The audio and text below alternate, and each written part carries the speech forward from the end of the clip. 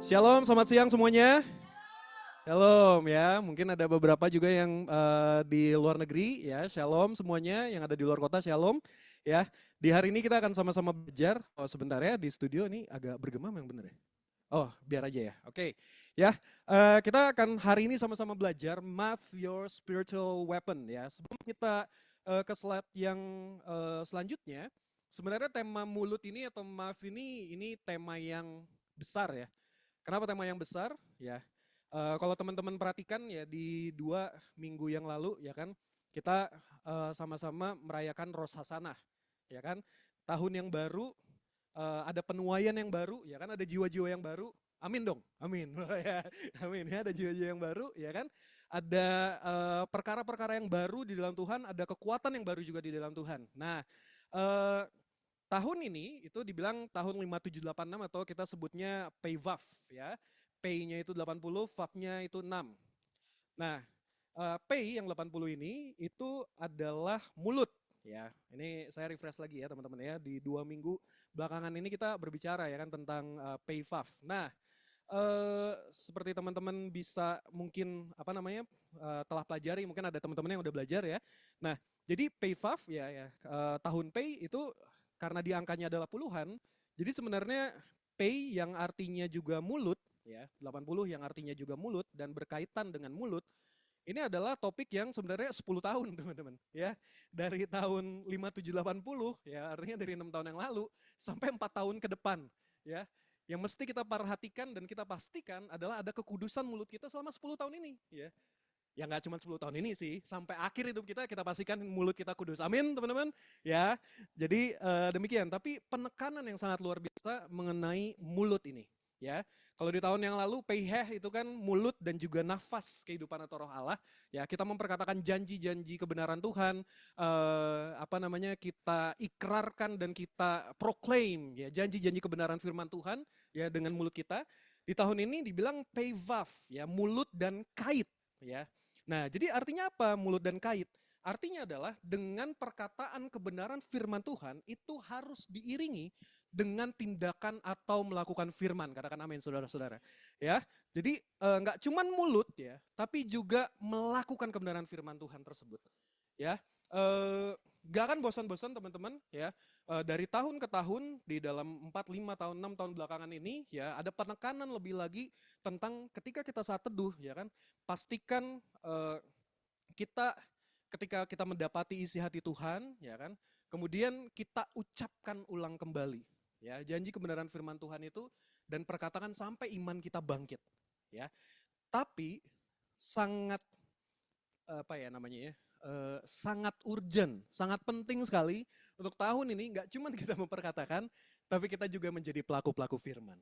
Ya, oke, mari kita lanjut ya supaya kita benar-benar menjadi pelaku firman ya kita mesti mengerti dulu tentang mulut itu sendiri ya.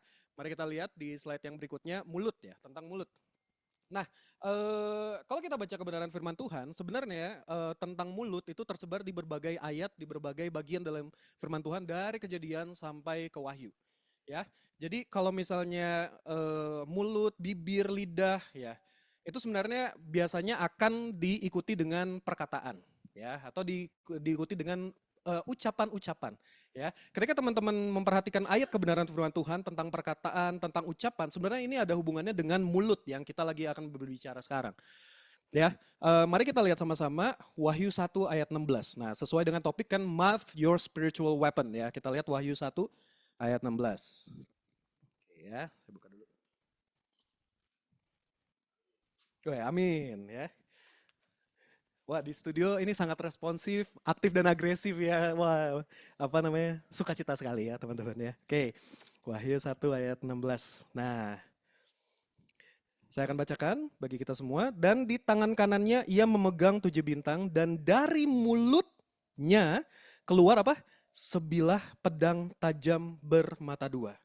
Dan wajahnya bersinar-sinar bagaikan matahari yang terik, ya kan? Mungkin kalau kita ingat-ingat ya, kita baca firman Tuhan ya, firman Tuhan itu dibilang pedang roh yang adalah firman Allah. Ya, di bagian firman Tuhan yang lain juga di Ibrani dikatakan bahwa firman Tuhan itu bagaikan pedang yang bermata dua yang menusuk amat dalam. Oke? Tapi di sini konteksnya ini lebih penegasan lagi, firman Tuhan bukan cuma sekedar firman Tuhan yang tertulis dan yang kita baca, tapi firman Tuhan yang terucapkan dari mulut. Ya, ini benar-benar penekanan dan penegasan lagi. Karena di sini dibilang dari mulutnya keluar sebilah pedang tajam bermata dua dan wajahnya bersinar bagaikan matahari yang terik. Ya, bahwa perkataan kebenaran firman Tuhan itu sendiri ketika itu diperkatakan di dalam kehidupan kita, itu adalah pedang bagi kehidupan kita. Ya, makanya ketika kita saat teduh ya kan, kita baca firman Tuhan, kita baca lagi dan kita dapetin remanya ya kan, lalu kita ucapkan ulang lagi ya, itu pasti akan menusuk hati kita. Itu pasti akan memisahkan mana yang benar, mana yang salah. Yang salah kita harus tinggalkan, yang benar ya kan kita pegang dan itu jadi senjata di dalam kehidupan kita. Gitu ya. Jadi perkataan firman Tuhan yang keluar dari mulut Tuhan itu harusnya jadi pedang bagi kehidupan kita. Ya, pedang yang ya kita bilang aja ya, kalau misalnya masih ada hal-hal yang perlu diperbaiki, ya kan, yang diluruskan, yang masih ya kita rendah hati aja di hadapan Tuhan. Mungkin masih ada kedagingan kita, bertobat di hadapan Tuhan. Ketika firman Tuhan itu disampaikan. Tapi ketika ada kebenaran firman Tuhan, mungkin kita udah lakukan lagi, ya. Justru malah semakin bersemangat dan semakin semakin bertekun di dalam melakukannya. Karena firman Tuhan itu menjadi pedang di dalam kehidupan kita. Dan pedang itu sangat berguna untuk Yeremia 1 ayat 9 sampai 10 ya. Kita buka Yeremia 1 ayat 9 sampai 10.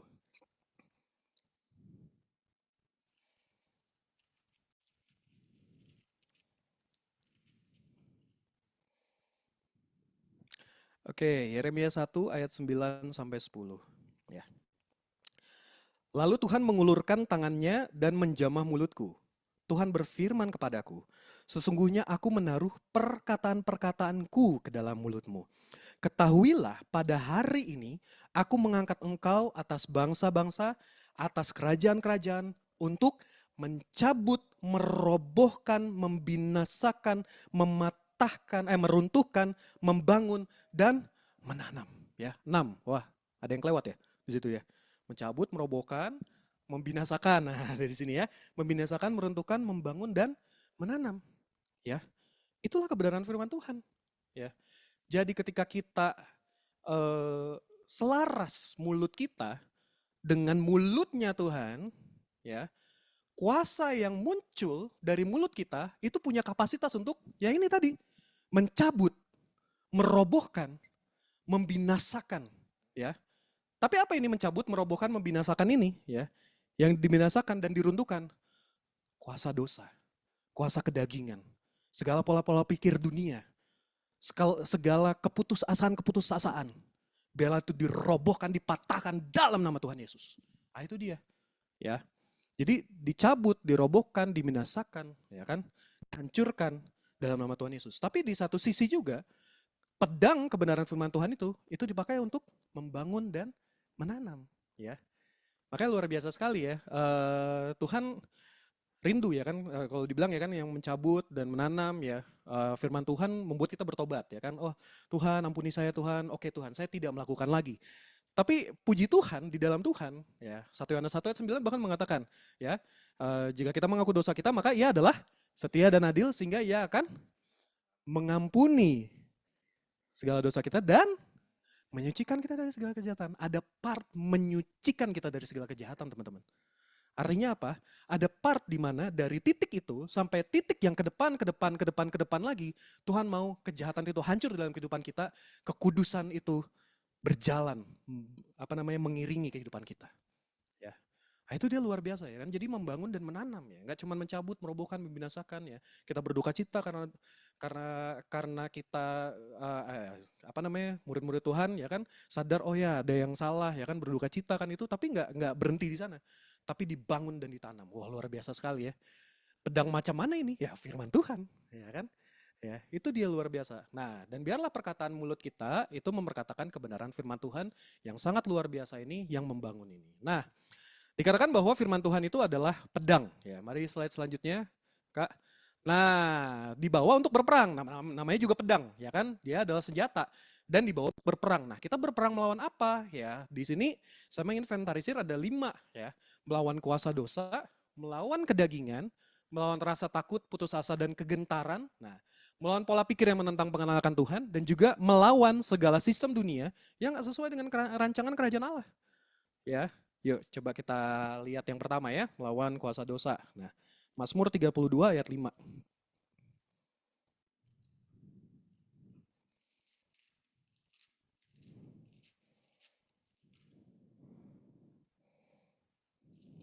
Oke. Nah, saya bacakan untuk kita semua Mazmur 32 ayat 5. Dosaku kuberitahukan kepadamu dan kesalahanku tidaklah kusembunyikan. Aku berkata, aku akan mengaku kepada Tuhan pelanggaran-pelanggaranku dan engkau mengampuni kesalahan karena dosaku. Ya. Jadi yang pertama adalah ya kita lawan kuasa dosa dengan cara apa? Kita datang sama Tuhan dan ngaku. Gak ngaku-ngaku sama Tuhan, gak mengalami pengampunan, gak ngaku-ngaku sama Tuhan, gak mengalami kekudusan. Gimana kita bisa siap berperang? Gitu. Ya. Nah, jadi ngaku sama Tuhan. Nah, ya. Nah, di sini saya mau bilang teman-teman saudara-saudara ya, jangan ada lagi yang disembunyikan, ya. Bagus ya tadi berbincang-bincang sama rekan-rekan yang ada di sini dibilang justru anak Tuhan itu ya ketika sudah mengalami Tuhan ya kan, hidup di dalam kuasanya Tuhan, dimuridkan ya kan, itu harusnya makin terbuka di hadapan Tuhan gitu. Ya. Kepada pembimbing ya kan, itu ngomong ya kalau ada dosa, ada yang salah, justru jangan ditutup-tutupi teman-teman. Ditutup-tutupi maka kita akan jadi lemah ya. Ya. Orang suka bilang bahwa oh kalau kita ngakuin kesalahan kita jadinya fragile ya. Tapi itu kata-kata dunia ya. Di dalam Tuhan justru ketika kau mengakui dosamu, kau berani melakukan yang benar. Ya. Kau melawan kuasa dosa di dalam hidupmu. Kenapa? Karena ketika mengakui ya kan dan ngomong sama pembimbing ya kan, kau akan mulai di dalam proses untuk kau dikuduskan dan disucikan. Pembimbingmu akan berdoa bagi kamu ya kan sehingga kau dikuatkan. Kau sendiri juga akan makin sadar bahwa oh iya ya saya udah ngelakuin dosa dan saya mau untuk benar-benar melakukan yang benar di hadapan Tuhan.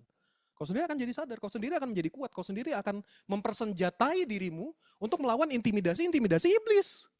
Gitu. Ada dosa disembunyiin terus, ya kan malu-maluin gitu ya. Ya janganlah gitu ya.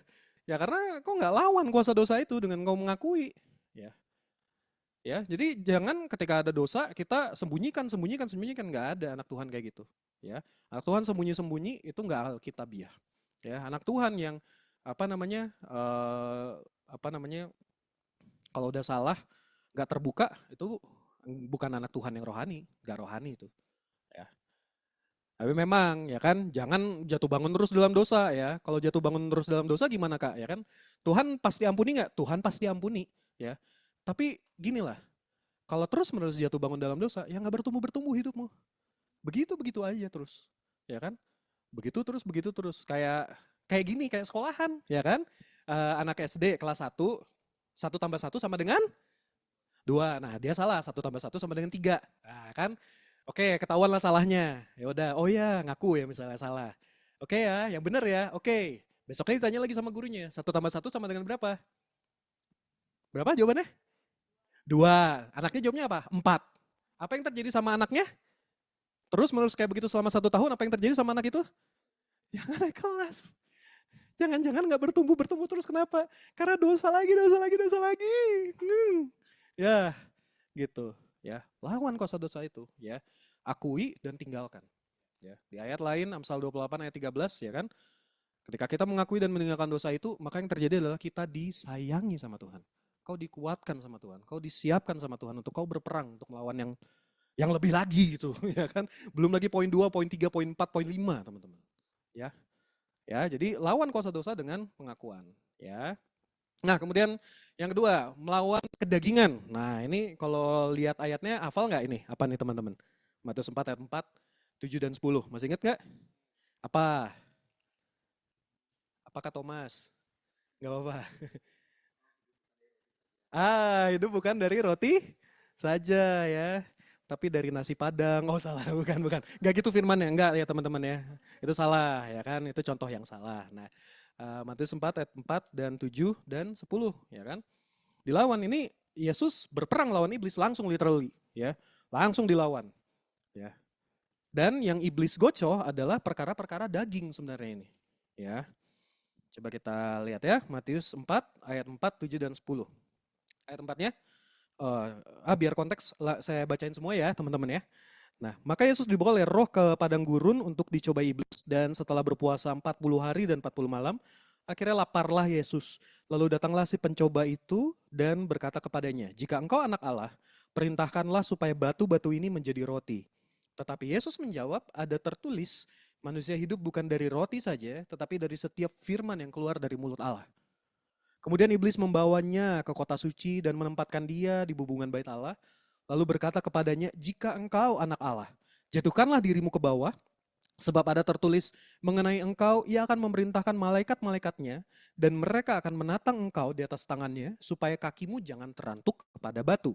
Yesus berkata kepadanya, ada pula tertulis, janganlah engkau mencobai Tuhan Allahmu. Nah, dan iblis membawa dia pula ke atas gunung yang sangat tinggi, dan memperlihatkan kepadanya semua kerajaan dunia dengan kemegahannya. Dan berkata kepadanya, semua itu akan kuberikan kepadamu jika engkau sujud menyembah aku. Maka berkatalah Yesus kepadanya, enyahlah iblis, sebab ada tertulis engkau harus menyembah Tuhan Allahmu dan hanya kepada dia sajalah engkau berbakti. Lalu iblis meninggalkan dia dan lihatlah, malaikat-malaikat datang melayani Yesus. Yesus sudah contohkan, ini lagi berperang lawan iblis nih. 3 kali dicobai dan 3 kali Yesus menang. Dilawan. Apa yang digocok sama iblis? Kedagingan. Ya kan? Nah, dicobain apa? Ini sebenarnya adalah bagian dari kalau teman-teman belajar ya di KP, keangkuhan hidup, keinginan mata dan keinginan daging. Ya kan? Yang keangkuhan hidup yang mana? Ya. Yang ini ya, jika engkau anak Allah jatuhkanlah dirimu ke bawah, ya kan? Sombong. Ya, supaya Yesus jadi sombong. Ya. Dan Yesus menang dalam hal itu. Kedagingan untuk jadi sombong, Yesus menang. Ya kan? Lalu apa? Keangkuhan hidup, keinginan mata. Ya kan? Keinginan mata apa? Dan iblis bawanya pula ke atas gunung yang sangat tinggi dan memperlihatkan kepadanya semua kerajaan dunia dan kemegahan yang diperlihatkan. Kerajaan dunia itu diperlihatkan sama Yesus. Jelas-jelas kelihatan, wah megah ya. Saya bayangkan temboknya aja emas, segala macam. Dan iblis bilang, oh sembahlah aku, kamu akan dapat. Ya. Tapi apa yang Yesus katakan? Enyahlah iblis. Ya, dan satu lagi tadi, dan juga keinginan daging. Apa? Yang ternyata yang paling pertama. Jika engkau anak Allah, perintahkanlah supaya batu-batu ini menjadi roti. Pertanyaannya, Yesus bisa nggak jadiin batu-batu itu jadi roti? Sangat bisa, ya. Gak cuman roti langsung sekalian roti Prancis, ya. Wah luar biasa lah ya gitu. Ya itu French baguette, French baguette gitu ya. Wah bisa, sangat bisa Yesus. Lah belum zamannya Kak. Wah Yesus melampaui masa depan, bisa banget gitu. Itu bukan hal yang susah bagi Tuhan Yesus. Dia Tuhan atas alam semesta, ya kan? Bisa. Tapi enggak, Tuhan pun tidak tunduk sama iblis, tidak. Ya. Padahal Yesus lagi apa? Lapar. 40 hari 40 malam enggak makan. Ya kan? Tapi bahkan untuk makan aja, ya. Yesus pun sesuai dengan apa perkataan Allah, sesuai dengan izinnya Tuhan. Ya, kalau belum waktunya dia tidak akan lakukan. Nah ini dia, belum waktunya ya Tuhan tetap bertahan dan Tuhan bahkan berperang melawan iblis dan Tuhan menang. Ya, nah kita pasti perhatikan kan di atas bilang melut sebagai senjata ini dibawa untuk berperang. Yesus nggak diem-diem aja gitu. Iblis goda dilawan. Firman Tuhan yang dia bawa, perkataan firman Tuhan yang dia bawa dilawan. Sekali, 2 kali dilawan lagi, 3 kali, wah langsung diusir, nyala engkau iblis. Nah, apa yang harusnya kita lakukan? Kita lakukan hal yang sama, ya. Apa kedagingan kita, ya kan? Nyari pasangan hidup yang gak sesuai sama kehendaknya Tuhan. Udah beda iman, udah beda apa. Kalau ada pola pikir kayak gitu ada di otak dan kepala kita, tengking dalam nama Tuhan Yesus. Ya, jangan diem. Ya. Ya, anak Tuhan tuh bukannya lemah ya. Saya tahu ya teman-teman di sini apalagi yang udah dimuridkan ya udah 1 tiap hari. Tapi ketika ada godaan, ada apa, jangan diam, tangking dalam nama Tuhan Yesus, lawan. Ya.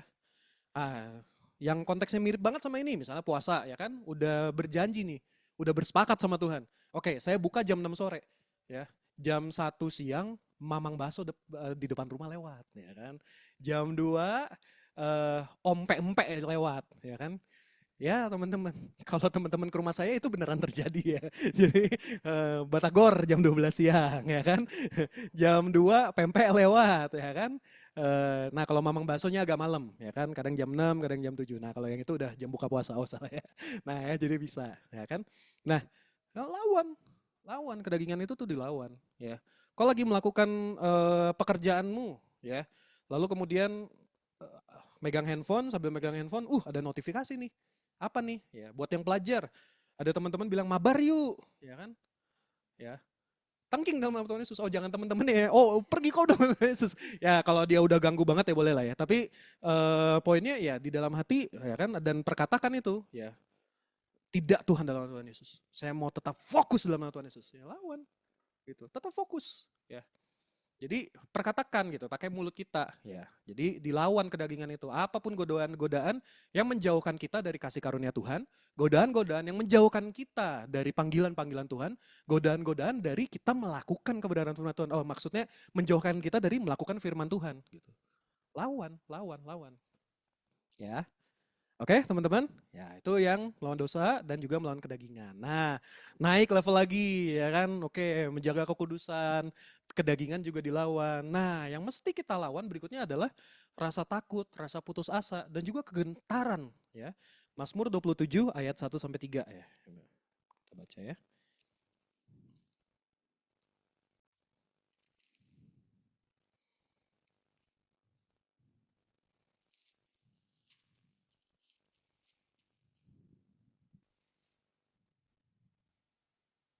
Nah, ya. Di bawah judul Aman dalam Perlindungan Allah dari Daud. Nah, Tuhan adalah terangku dan keselamatanku. Kepada siapakah aku harus takut? Tuhan adalah benteng hidupku, terhadap siapakah aku harus gemetar? Ketika penjahat-penjahat menyerang aku untuk memakan dagingku, yakni semua lawanku dan musuhku, mereka sendirilah yang tergelincir dan jatuh. Sekalipun tentara berkemah mengepung aku, tidak takut hatiku. Sekalipun timbul peperangan melawan aku, dalam hal itu pun aku tetap percaya. Daud itu dikejar-kejar teman-teman. Ya, kalau kita lihat setelah Daud diurapi jadi raja, dia kan nggak langsung jadi raja, ya. Mengalahkan Goliat dulu, ya. Lalu kemudian diangkat jadi tentaranya Saul. Saul iri hati sama Daud, Daud dikejar-kejar, ya. Udah Daud dikejar-kejar jadi raja, ya kan. Lalu mendekati akhir kehidupannya, anaknya sendiri berbalik melawan dia, ya. Musuhnya Daud banyak teman-teman, ya. Kalau dibilang takut, ketika saya baca ini, antara Daud nangis dan Daud takut itu bisa jadi terjadi gitu. Jadi Daud bisa jadi nangis, bisa jadi takut. Tapi apa yang dilakukan sama Daud?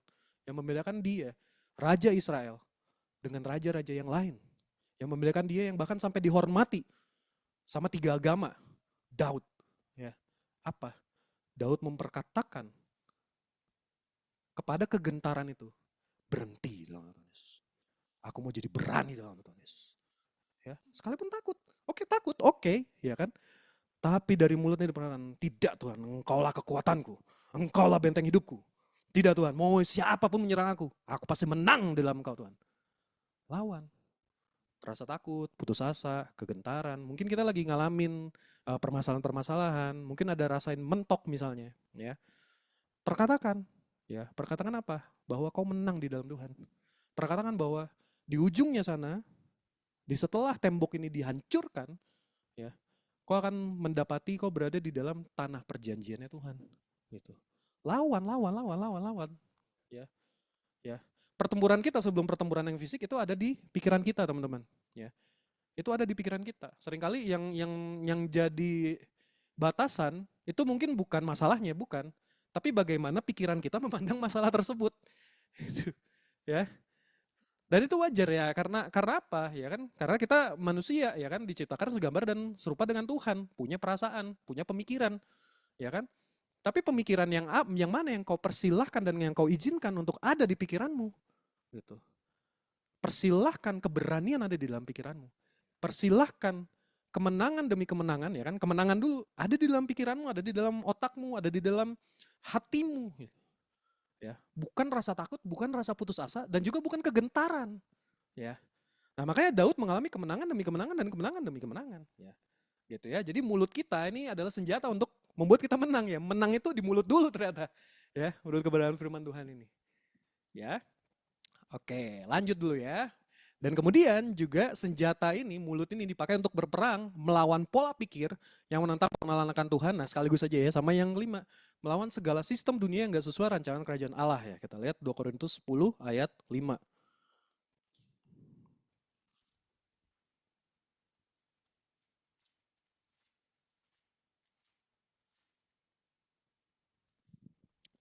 Oke, 2 Korintus 10 ayat 5 ya.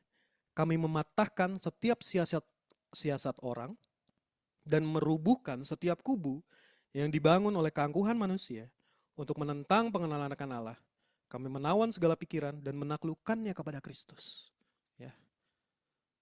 Hari-hari ini teman-teman, mungkin ada beberapa di antara kita teman-teman, ya kan, masih takut untuk PI, ya kan misalnya, ya. Takut, aduh itu kampus itu bukan kampus Kristen, ya kan. Sekolah itu, aduh sekolah Kristen tapi di bawah naungan gereja tertentu misalnya, ya kan. Nah, sehingga takut untuk menyatakan Injil. Kan padahal Injil itu kabar sukacita ya teman-teman ya. Yang kita bawa itu kan kabar baik, kabar sukacita ya kan, gospel, evangelion, ya kan. Itu kan adalah yang seneng gitu kan. Apa sih kabar sukacita? Wah, gaji kamu naik 100 kali lipat. Nah, sukacita nggak?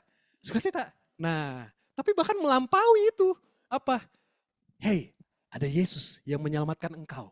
Sekarang bahkan sampai selama-lamanya. Amin. Ya, ya kan? Gitu. Tapi ya ada aja yang menentang hal tersebut ya kan. Ya. Nah, itu patahkan, robohkan. Ya kan?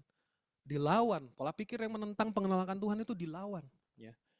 Mungkin kita juga ada beberapa ya kan pembimbing-pembimbing ya yang punya anak PA ya. Udah dikasih tahu begitu lagi, udah dikasih tahu begitu lagi. Ah, dalam doa klaim janji firman Tuhan bahwa anak PA kita itu akan mengenal Tuhan yang seutuhnya. Mengenal Tuhan yang sejati. Ya. Mengenal Tuhan dalam segala kepenuhannya. Ya. Jadi nggak ada lagi tuh yang oh ya yang taat sama tentang A, taat tentang yang B, yang C-nya kagak. Enggak. Ya.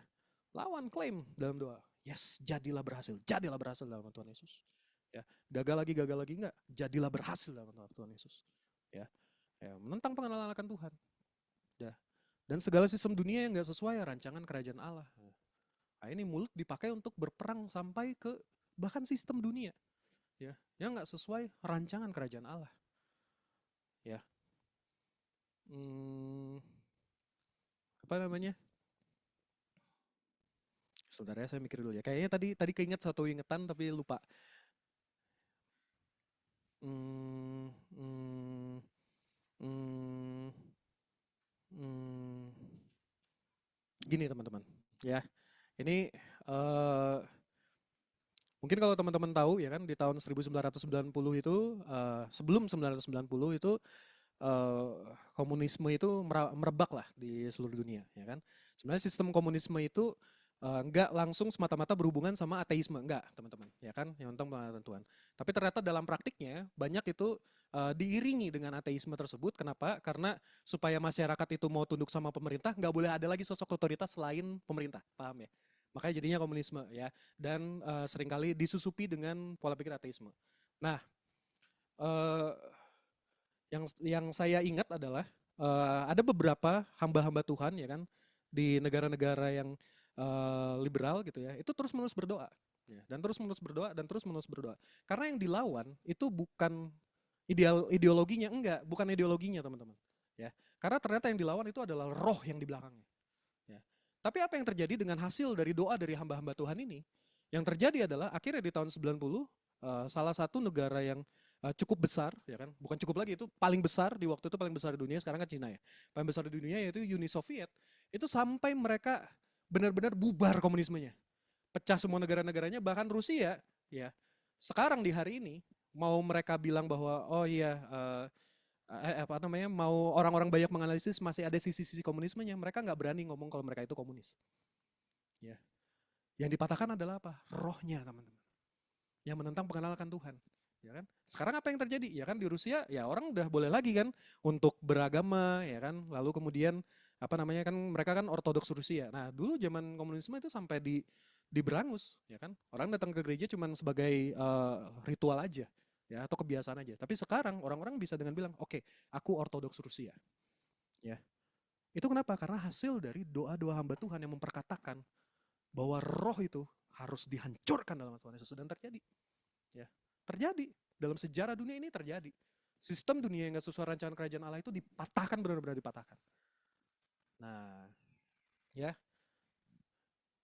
Teman-teman di hari-hari ini ya kan, ketika kita ingat tentang kondisi bangsa kita, apakah kita menjadi surut semangat kita? Apakah kita menjadi tawar hati, bahkan sampai pahit hati melihat bangsa kita? No, teman-teman. Perkataan berkat bagi bangsa ini. No, teman-teman. Ya kan? Segala sistem dunia yang gak berasal daripada Tuhan, tapi berasal daripada liang neraka, itu harus dipatahkan dalam nama Tuhan Yesus. Perkatakan itu. Ya. Perkatakan ada damai sejahtera bagi Indonesia. Yes. Supaya rancangan kerajaan Allah itu dinyatakan atas Indonesia. Ya.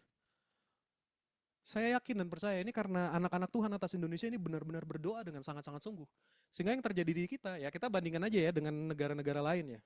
Nepal itu kan sampai apa ya, istri dari menterinya ya, gitu kan.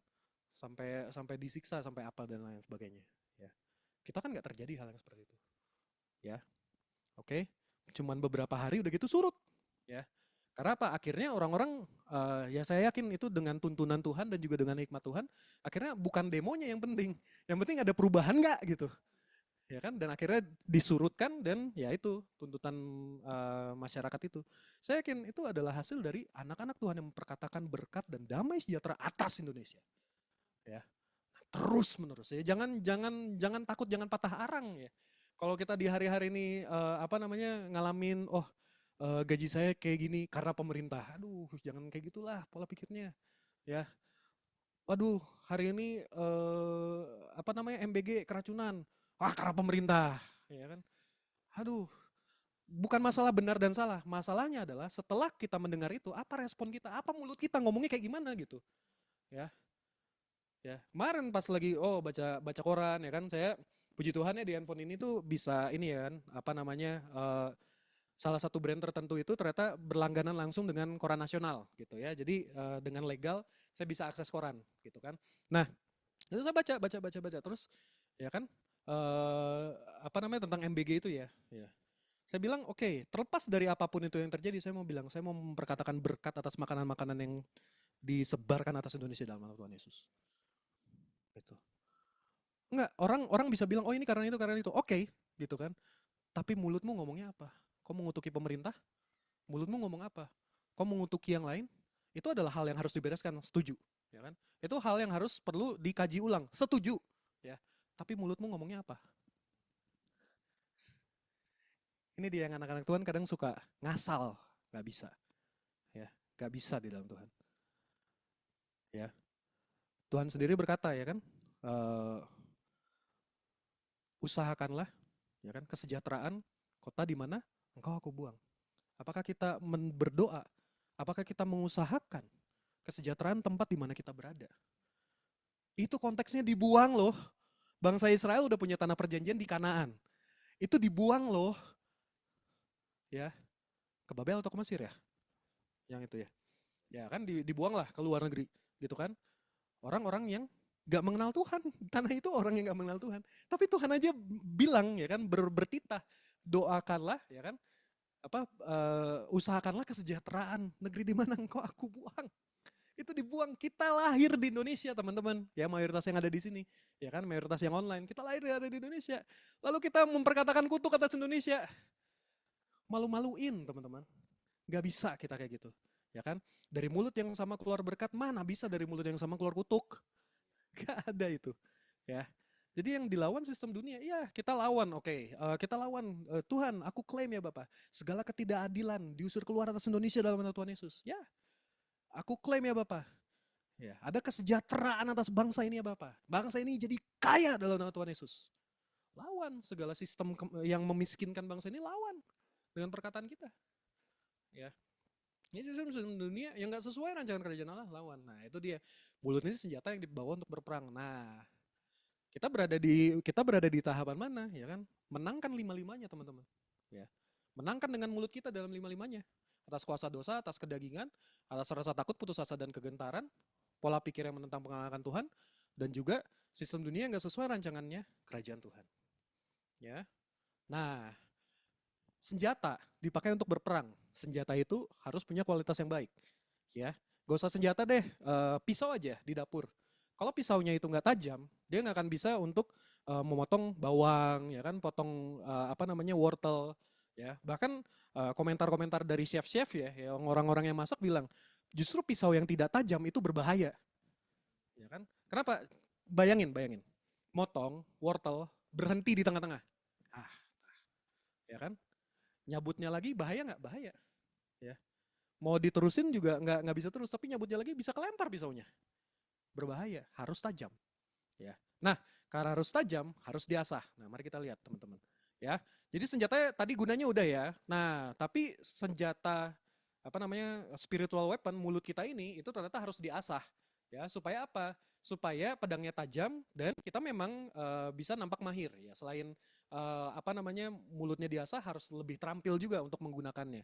Nah, sebelum kita asah mulutnya itu sendiri, ya kita mesti tahu bahwa apa yang keluar dari mulut itu berasal dari hati. Ya, kita lihat Lukas 6 ayat 45.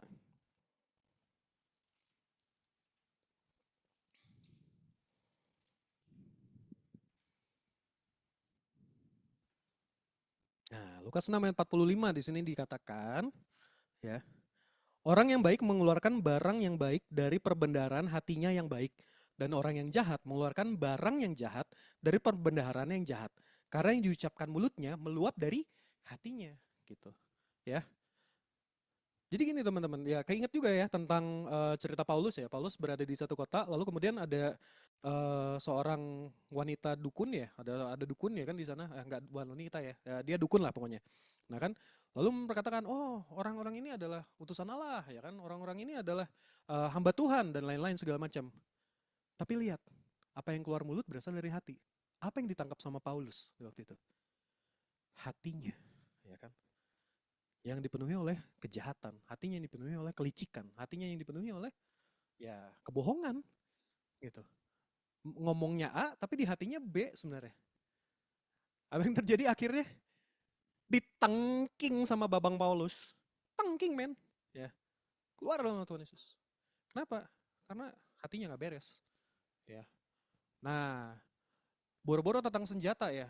Ya, kalau kita mau memang menggunakan mulut kita sebagai senjata, yang pertama harus diberesin tuh hatinya dulu. Ya, teman-teman ya. Oke, kita lihat ya Amsal 4 ayat 23 ya.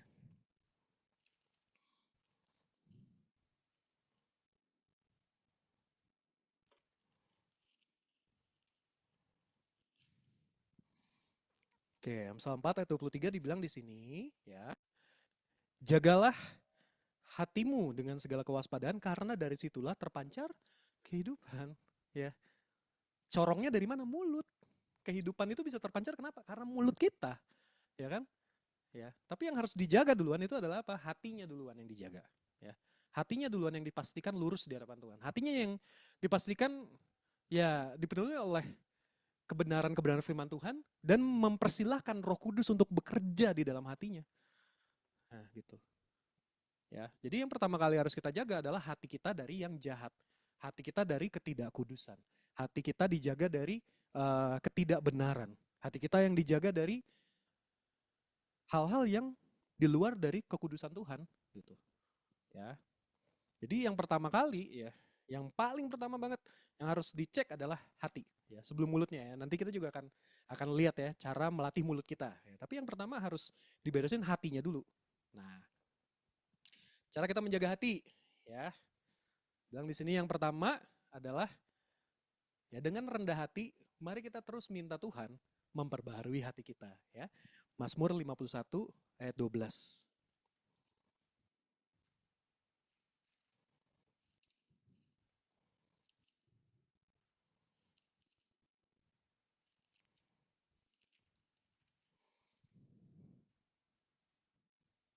Nah, ini ya. Mazmur 51 ayat 12. Ini di bawah judul apa perikopnya? Pengakuan pengakuan dosa ya, pengakuan dosanya Daud ya. Jadi bagus ya dibilang mengaku dosa, oke, ya kan? Lalu ya kita jaga hati kita dengan apa? Ya Mazmur 51 ayat 12. Ini adalah doa permohonannya Daud ya. Dibilang, "Jadikanlah hatiku tahir ya Allah dan perbaharuilah batinku dengan roh yang teguh, ya. Ya, kita mesti minta hari demi hari, demi hari, demi hari, demi hari. Kenapa? Karena ya apa namanya dikatakan di salah satu kebenaran firman Tuhan yang lain bahwa ya hati itu penuh dengan kejahatan sebenarnya. Hati manusia itu penuh dengan kejahatan. Kadang manusia itu nggak tahu. Ya, nah itu ada hubungannya dengan yang kedua nanti ya. Tapi dari mulut kita ya kan, atau dari kitanya sendiri, kita minta sama Tuhan, Tuhan perbaharui hatiku Tuhan. Tuhan ayo proses hatiku Tuhan. Ayo Tuhan perbaharui lagi Tuhan. Masih ada nggak yang masih salah? Masih ada nggak pola pikir yang salah ya kan? Masih ada nggak pertimbangan hati yang salah? Minta Tuhan terus perbaharui Tuhan. Perbaharui hatiku Tuhan. Ya. Nah, itu akan terus menjaga hati kita. Ya. Dan itu akan membuat kita jadi terbuka dengan teguran-teguran yang berasal daripada Tuhan. Ya kan? Yang sebenarnya itu mengadres kesalahan dan kekurangannya kita. Oke, diadres kan kesalahannya, kekurangannya, kita minta ampun sama Tuhan. Lalu kita terus minta perbaharui hatiku Tuhan. Ya kan, proses aku Tuhan. Ya, dalam pertobatan demi pertobatan. Ya, itu dia menjaga hati. Minta Tuhan terus perbaharui hati kita. Ya. Nah, tadi saya bilang kan ada hubungannya dengan yang kedua ya. Tidak terlalu percaya pada hati kita, tapi siap untuk senantiasa diuji ya. Yeremia 17 ayat 9 sampai 10.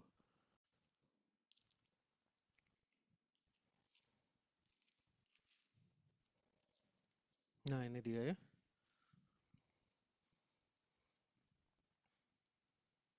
Oke teman-teman, saya bacakan Yeremia 17 ayat 9 sampai 10. Betapa liciknya apa?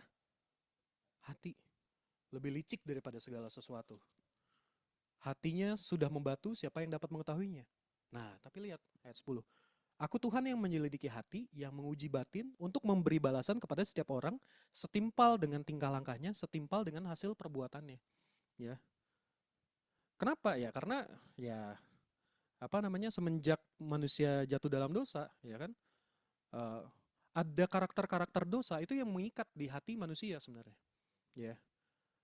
Dan itu harus senantiasa dengan rendah hati ya. Kita ngandelin Tuhan terus, nggak bisa kita mengandalkan diri sendiri. Oh, jadi baik dengan kekuatan sendiri itu ya nggak bisa gitu. Ya kita memutuskan untuk melakukan yang benar di dalam Tuhan. Setuju, ya kan? Tapi yang di kedalamannya kita, ya, yang tahu benar dan baik dan buruknya itu cuma Tuhan. Masalahnya, ya. Kadang-kadang kita merasa bahwa oh yang ini saya kayaknya masih baik-baik aja. Ternyata enggak gitu. Ya. Nah, harus hati-hati teman-teman ya. Percaya pada hati sendiri ya kan. Nah, itu juga kan percaya hati sendiri, percaya hati sendiri, percaya hati sendiri itu kan adalah eh, ya itu bagian dari filosofi Asia Timur lah. Kalau teman-teman ya kan yang mungkin yang pelajar ya terutama ya. Ini saya dari ini keinget aja ya kan apa namanya dulu-dulu kan suka nonton anime ya dulu.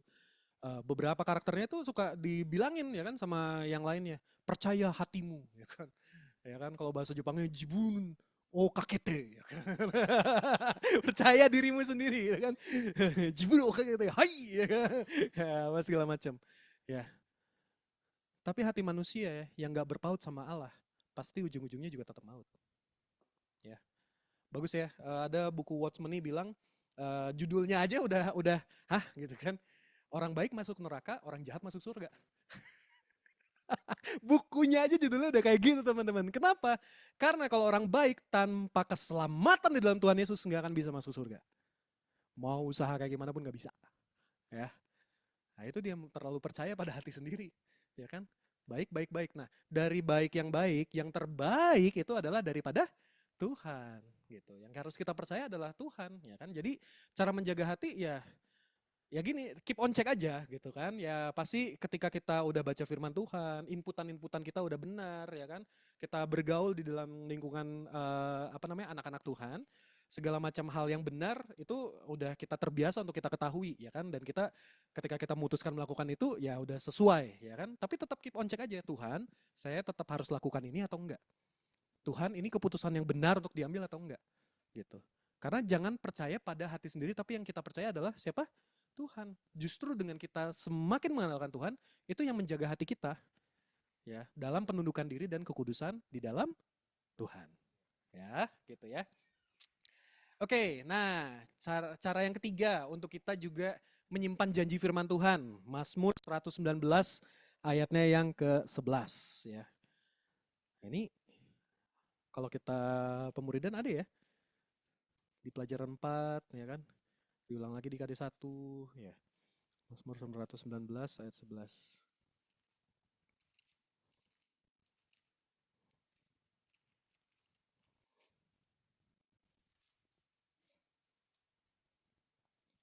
Ya, ini ya, luar biasa ya. Mazmur 119 ayat 11 dibilang, dalam hatiku aku menyimpan janjimu, supaya aku jangan berdosa terhadap engkau, ya kan? Apa inputan kita sih teman-teman, ya kan? Ya, boleh boleh nggak sih Kak baca buku misalnya kita programmer, kita baca buku lagi yang IT ya boleh, ya kan? Pebisnis, baca buku tentang keuangan, baca buku tentang investasi, boleh nggak? Boleh, boleh banget, ya kan? Nah, tapi yang paling utama yang harus kita simpan di hati kita itu apa? Janji firman Tuhan. Ya. Janji firman Tuhan kita simpan, ya kan? Nah, puji Tuhan ya kan kalau dimuridkan di kita ya, ya buat teman-teman yang mungkin belum dimuridkan ya kan, tanya buat teman-teman yang ngajak atau mimin Instagram dan lain-lain ya supaya teman-teman dimuridkan. Nah, kan dimuridkan nanti ini ya, ada tiap bab terus kemudian ayat hafalan, ayat hafalan. Kenapa kita ada ayat hafalan? Supaya kita dididik dengan cara yang paling sederhana untuk apa? Disimpan janji firman Tuhan itu di hati kita. Ya, itu yang sesuai pelajaran. Wah, apalagi teman-teman, udah saat teduh, dapetin sendiri dalam Tuhan. Ya kan kita simpan lagi. Wah, kau akan mendapati janji firman Tuhan yang spesifik untuk dirimu sendiri. Gitu. Ya kan? Dan itu yang akan menjaga hati kita, ya. Menjaga hati kita bersih dan lurus di hadapan Tuhan. Gitu. Ya. Oh, sedikit balik lagi ya yang tadi ya. Kan Mazmur 51 ayat 12 kan tadi tentang pengakuan dosa. Lupa ya tadi ada yang ini. Nah, persilakan juga dengan memperbaharui hati kita, persilakan juga kita untuk terbuka, ya, soal pembimbing, ya kan. Persilakan diri kita untuk terbuka, ya, untuk kita benar-benar hati kita tuh dibersihkan seutuhnya gitu, ya. Jadi jangan jangan jangan apa ya namanya, oh yang ini aku nggak mau cerita, ya. Yang ini aku mau cerita, oh nggak bisa kayak gitu, ya. Ceritain semuanya, oke? Ya balik lagi ya, oke. Nah itu dia menyimpan janji firman Tuhan. Nah, lalu berikutnya apa? Supaya kita bisa menjaga hati, ya. Ya, setelah kita minta Tuhan perbaharui hati, ya kan? Ya, yang dipercaya adalah firman Tuhan dibandingkan pola pikirnya sendiri, pemikiran sendiri, pertimbangan hati sendiri, simpen janji firman Tuhan. Ya, jauhi sumber pencemaran, ya. 2 Korintus 7 ayat 1, ya.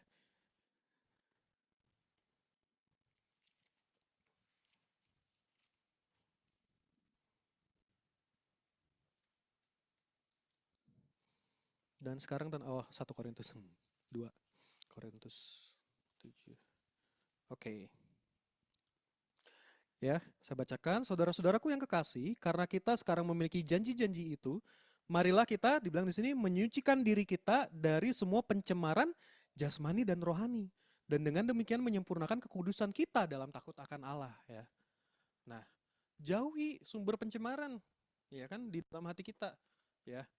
Ada orang yang ngomongnya kasar, kenapa? Karena kebanyakan nonton film kungfu misalnya.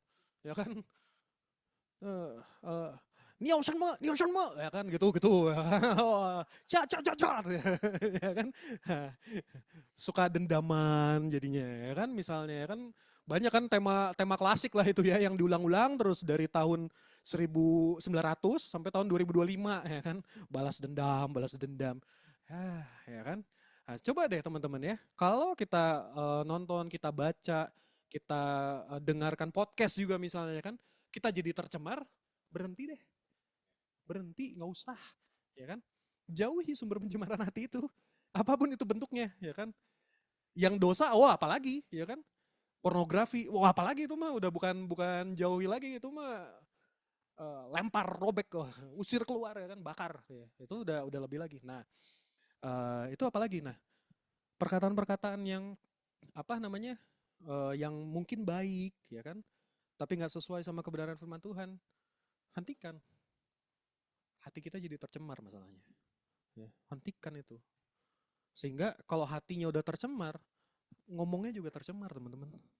Ya, ya. Sumber pencemaran ini selain oh ya inputan tadi ya kan dari media juga person ya, orang-orang. Ya kan? Sebenarnya nanti di slide berikutnya nanti kita ada ya menjauhi bergosip dan lain-lain. Tapi gini lah, mungkin kita diam-diam aja, tapi kita berada di dalam lingkungan pencemooh. Kita diam-diam aja ya. Tapi kita berada di dalam lingkungan pencemooh, sebenarnya kita mempersilahkan diri kita dicemari sebenarnya. Pergi dari lingkungan pencemooh itu. Ya. Hei kamu yang masih ada di dalam teman-teman lingkungan pertemanan yang bergosip, berhenti, keluar dari pertemanan itu. Gak usah. Kak, tapi saya nggak ngegosip kak. Gak usah. Ya. Kak, tapi saya nggak ngomongin orang kok kak, saya cuma dengerin, gak usah. Gak usah. Kenapa? Karena hatimu nanti akan tercemar. Ya.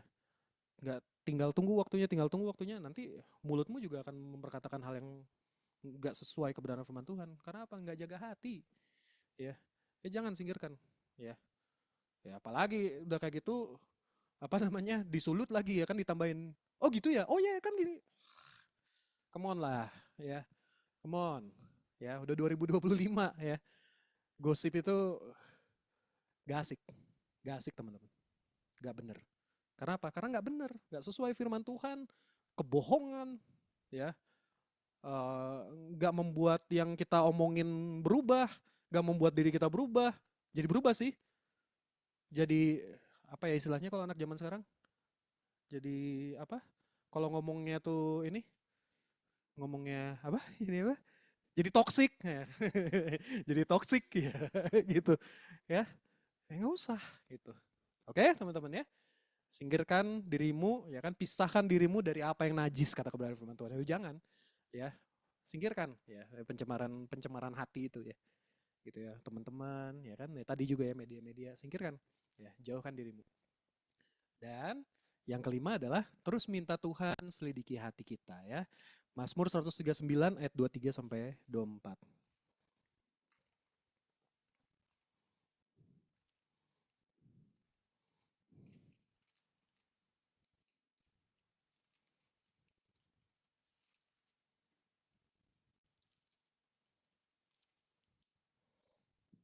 Ya, Mazmur 139 ayat 23 sampai 24.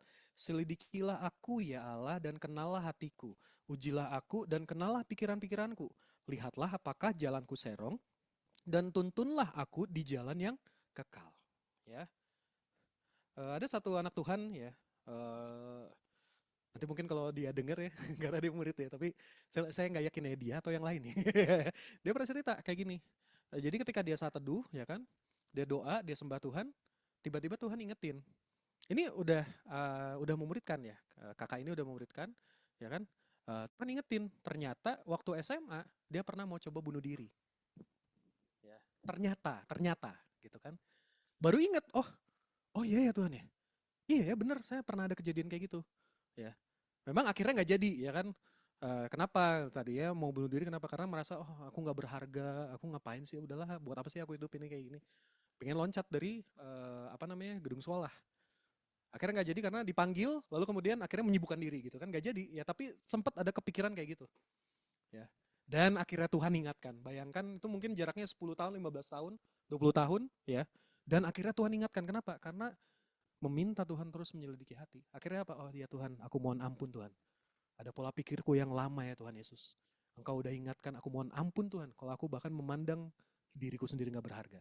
Tidak Tuhan, aku segambar serupa dengan Engkau. Oh, pulih, ya, pulih seutuhnya.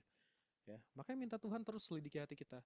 Ya, mirip ya dengan yang kedua. Ya, belum tentu apa yang kita pikirkan dan ada di hati kita itu yang benar dan yang baik ya. Minta Tuhan selidiki hati. Ya rendah hati aja, rendah hati, rendah hati, rendah hati. Nah, itu kan akan menjaga hati kita. Ya. Sehingga ketika kita menjaga hati kita dengan 5 ini ya, maka ya sesuai ya kan. Apa yang keluar dari mulut kita berasal dari hati yang bersih. Berasal dari hati yang baik, perbendaharaan yang baik. Ya kan? Kenapa? Karena hatinya udah benar nih. Ya kan? Perbendaharaan yang ini udah baik nih. Ya. Itu cara yang pertama ya, jaga hati kita dari yang jahat. Ya, supaya yang keluar dari mulut kita adalah damai sejahtera. Oke, lanjut. Nah, ini dia benar-benar asah mulut kita sebagai senjata. Nah, ini benar-benar dengan mulut kita. Nah, apa yang kita bisa lakukan, ya kan? Kita latih dan asah mulut kita sebagai senjata. Ya, perkatakan firman Tuhan, janji Tuhan yang kita dapatkan untuk melawan kuasa si jahat, ya kan? Ya nggak cuma melawan kuasa si jahat ya, untuk memperkatakan damai sejahtera buat hidupmu, ya kan? Untuk memberkati keluargamu, ya kan? Ya. Jangan kita perkatakan kutuk bahkan bagi keluarga kita ya, nggak boleh, nggak benar, gitu kan? Kalau ada itu terjadi ya mungkin apa namanya dimarahin papa, dimarahin mama, ya kan? Ya, bertobat di hadapan Tuhan.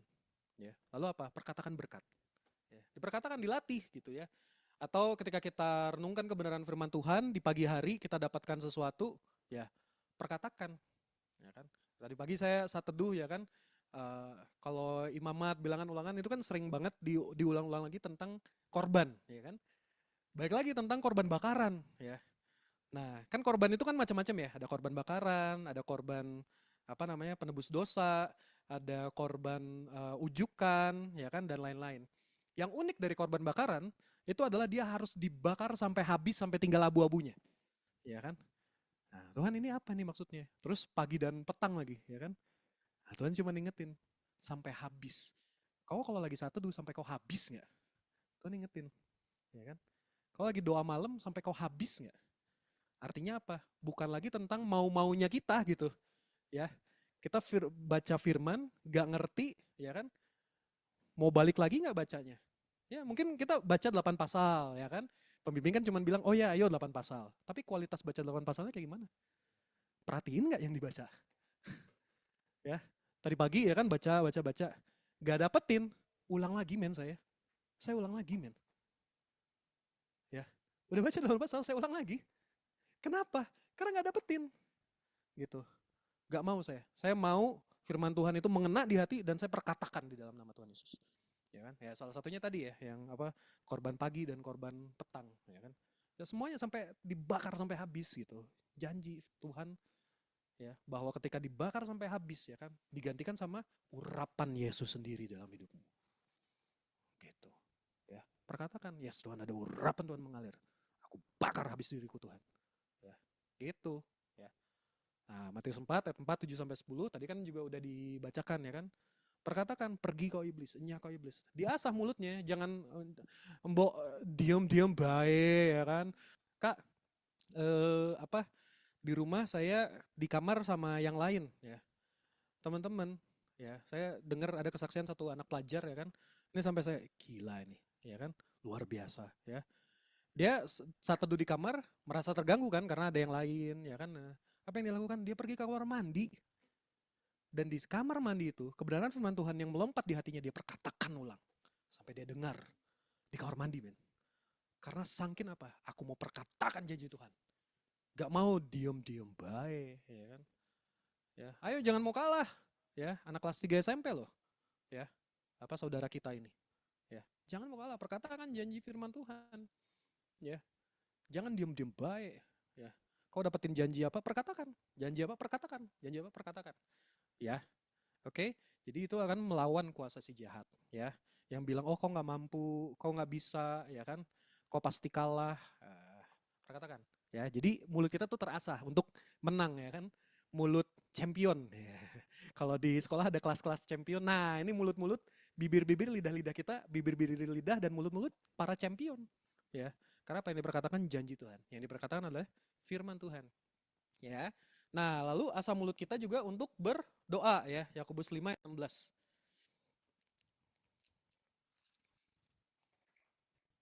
Nah, ini diasah sebenarnya teman-teman. Doa pun sebenarnya itu dilatih ya.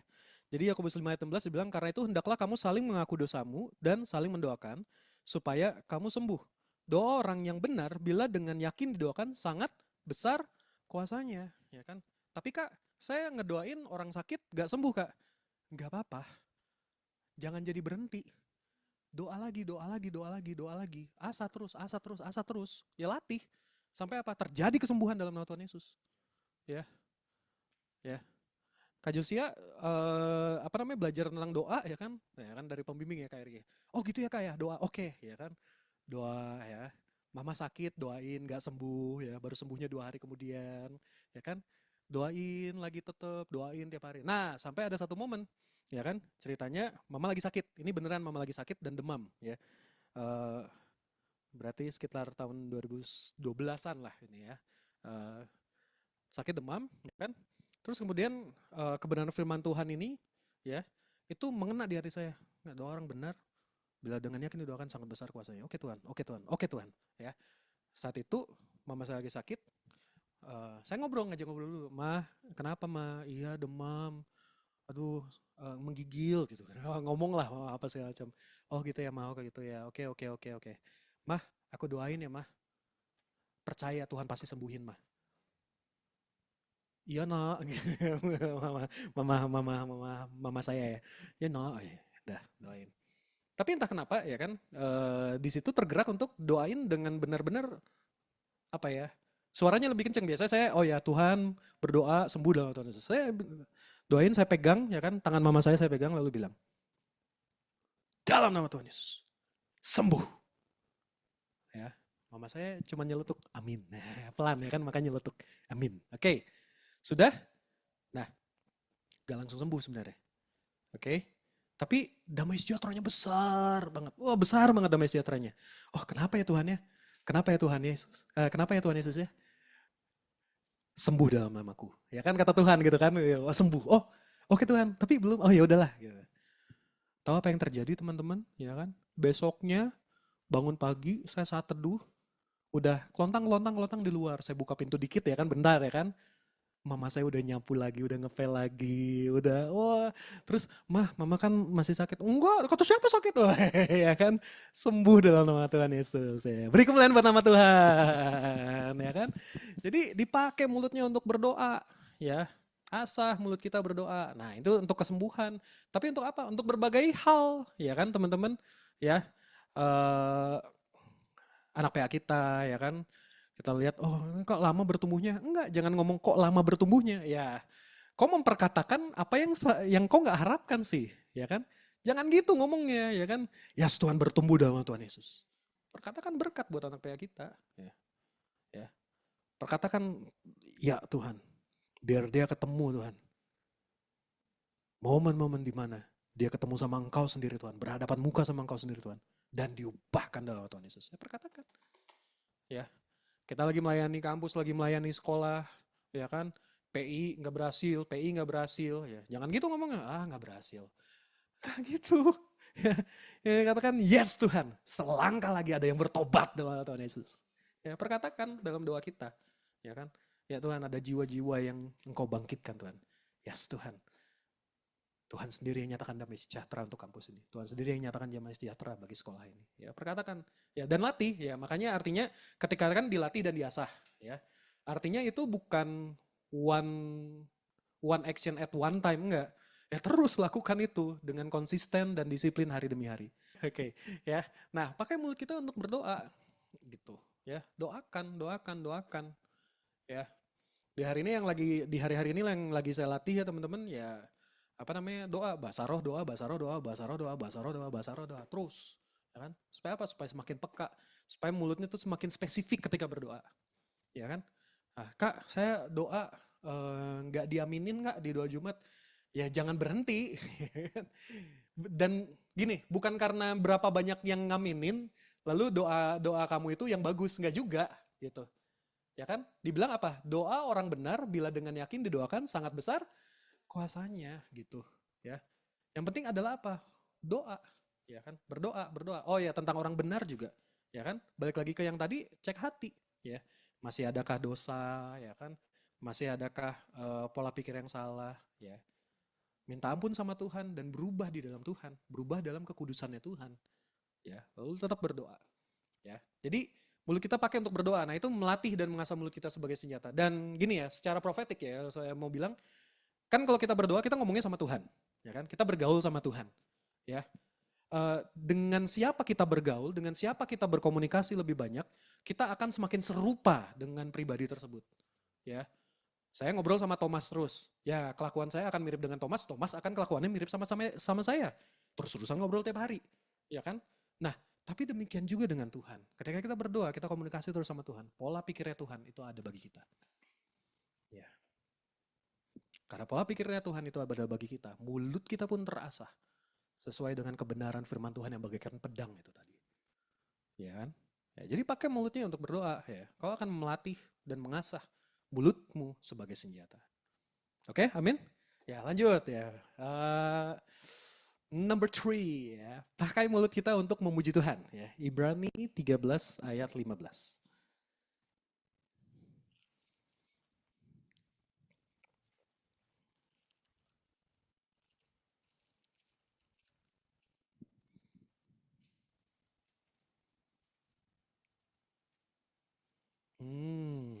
Nah ini dia ya. Jadi ini sangat belak-belakan ya. Ibrani 13 ayat 15. Sebab itu marilah kita oleh Dia senantiasa mempersembahkan korban syukur kepada Allah. Apa korban syukur kepada Allahnya? Ucapan bibir yang memuliakan namanya. Ya, senantiasa. Ya. Artinya apa? Hari ini lakukan, besok lakukan, 2 hari lagi lakukan. Ya. Tiap hari puji Tuhan, puji Tuhan, puji Tuhan, puji Tuhan. Pakai mulut kita untuk memuji Tuhan. Ya. Bukan mengutuki keadaan. Aduh, come on lah. Ya. Untuk memuji Tuhan. Ya. Nah, ketika kita terbiasa mulut kita memuji Tuhan, ya kan? Nah, maka yang terjadi ya kan yang terbiasa ada di mulut kita ya kan itu adalah puji-pujian dan penyembahan. Ya. Bukan lagi ucapan-ucapan kutuk, ucapan-ucapan kepahitan. Enggak dong harusnya. Kau memuji Tuhan. Ya. Kau mematahkan segala kepahitan-kepahitan di hatimu. Kau memuji Tuhan. Kau patahkan segala pola pikir yang sengklek yang masih ada. Ya. Kenapa? Karena kau tahu yang berotoritas atas hidupmu adalah Tuhan. Kan kita memuji Tuhan itu sebenarnya apa? Menyatakan, oh Tuhan berotoritas atas saya. Gitu. Dengan mulut kita, ya kan? Kita latih mulut kita untuk oke, Tuhan berotoritas untuk mulut saya. Mulut saya, hidup saya, pola pikir saya, bahkan masa depan saya. Ya, pakai untuk memuji Tuhan, ya. Dan saya mau perluas lagi ya nggak cuma memuji Tuhan dan juga menyembah Tuhan. Memuliakan Tuhan. Nah, ini mulut kita dipakai. Ya, itu latih ya. Jadi supaya hati ya latih, mulut juga dilatih. Dan nah ini dia. Bersaksi dan memberitakan kabar sukacita. Ah, itu dia. Ya, Wahyu 12 ayat 10 sampai 11 ya. Oke, Kak Wahyu lagi ke Depok ya. Lagi melayani jiwa-jiwa ya. Oke. Wahyu 12 ayat 10 sampai 11. Oke. Dan aku mendengar suara yang nyaring di sorga berkata, sekarang telah tiba keselamatan dan kuasa dan pemerintahan Allah kita dan kekuasaan Dia yang diurapinya, karena telah dilemparkannya ke bawah pendakwa saudara-saudara kita yang mendakwa mereka siang dan malam di hadapan Allah kita. Dan mereka mengalahkan Dia oleh darah anak domba dan oleh perkataan kesaksian mereka. Karena mereka tidak mengasihi nyawa mereka sampai ke dalam maut. Ya kan? Nah, Kak, gimana sih Kak caranya supaya mulai menginjili, ya kan? Supaya mulai bisa memuridkan. Ya, latih dengan cara apa? Bersaksi, teman-teman. Ya, di persekutuan-persekutuan, ya kan? Bersaksi tentang kebaikan Tuhan, ya. Jadi bagus ya, ketika kita bersaksi, sebenarnya kita jadi terbiasa untuk ngomong, memperkatakan apa? Kebenaran, memperkatakan damai sejahtera Tuhan, ya kan? Kan kesaksian bukan bukan curhat, ya. Curhat boleh nggak? Boleh, ya kan? Tapi kesaksian bukan curhat, kesaksian memperkatakan kemenangan di dalam Tuhan, ya kan? Sehingga apa? Ketika kita memperkatakan kemenangan-kemenangan kita di dalam Tuhan, ya kan? Maka iblis yang ada di kepala para teman-teman persekutuan kita itu dipatahkan. Nah, kesaksian, ya kan? Aduh, apa namanya? Mau persekutuan, tapi apa namanya? Hujan terus, ya. Tapi saya rindu datang persekutuan. Ini kesaksian yang sederhana ya. Tapi ini waktu awal-awal saya bertobat datang persekutuan itu cukup wow, bisa gitu ya gitu ya. Hujan terus ya. Tapi sebelum persekutuan 1 jam sebelumnya saya berdoa, Tuhan, tidak hujan dalam nama Tuhan Yesus. Akhirnya mendung itu reda dan saya bisa persekutuan. Wah, tepuk tangan. Awalnya saya bilang, ah, kayak gitu ya. Oh, ternyata kayak gitu ya. Kenapa? Karena di awal-awal saya kalau hujan malas datang persekutuan, teman-teman. Jujur aja, ya kan? Akhirnya dengan perkataan itu apa yang terjadi? Setiap kali mendung, setiap kali mau hujan, saya bahkan berkatakan, Tuhan, berhenti hujan dalam nama Tuhan Yesus. Ya. Oleh karena kesaksian satu saudara kita, ya kan? Gitu ya. Nah, itu kuasa kesaksian loh, teman-teman. Jadi jangan remehkan ya, jangan males gitu. Eh, ada yang mau bagi berkat, ada yang mau kesaksian, diam. Ya kan? Nah, tadi pagi kan persekutuan ya.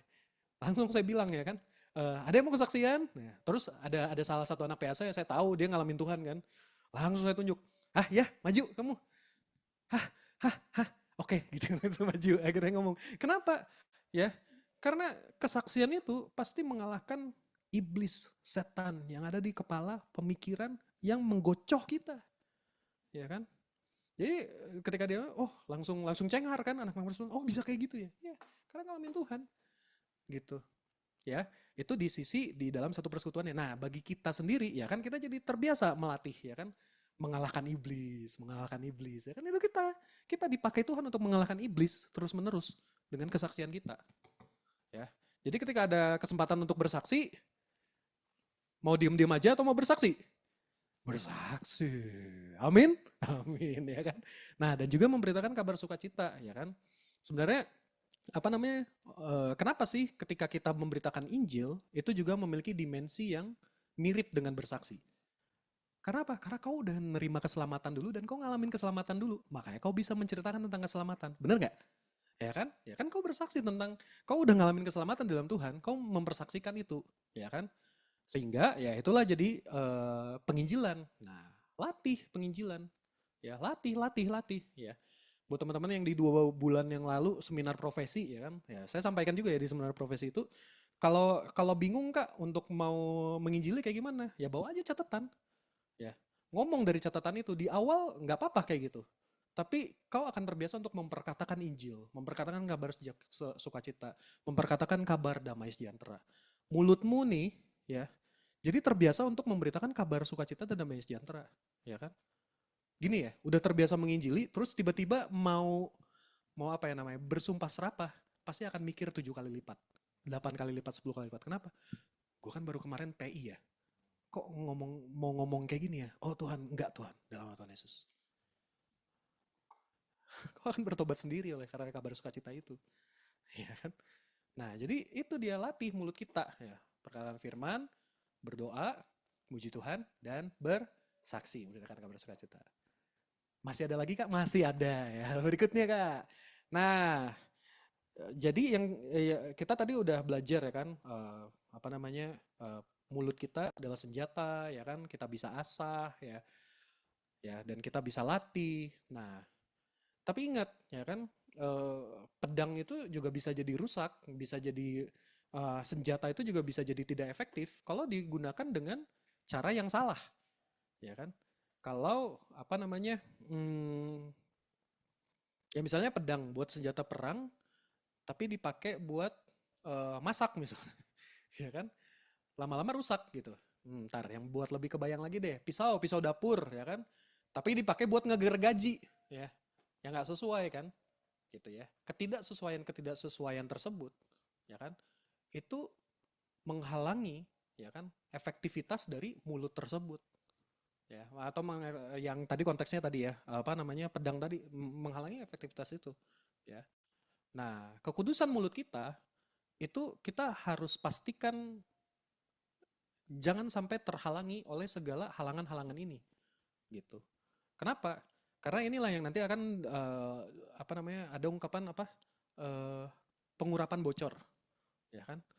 Udah benar-benar dijaga, ya kan? Udah benar-benar dilatih, tapi nggak menjauhkan ini semua, ya. Ya. Mari kita bahas ya. Kenapa? Karena ketika kita ya tadi ya kan menginjili tapi ngucapin kata yang sia-sia, ya kan? Apa yang terjadi? Orang lain yang tahu kamu pernah mengucapkan kata-kata yang sia-sia, nggak akan bisa nerima Injil jadinya. Sayang nggak? Sayang banget. Nggak jadi senjata. Ya. Bergosip dan lain-lain. Oke ya, kita one by one ya. Nah, jangan mengucapkan kata-kata yang sia-sia. Nah, Matius 12 ayat 36.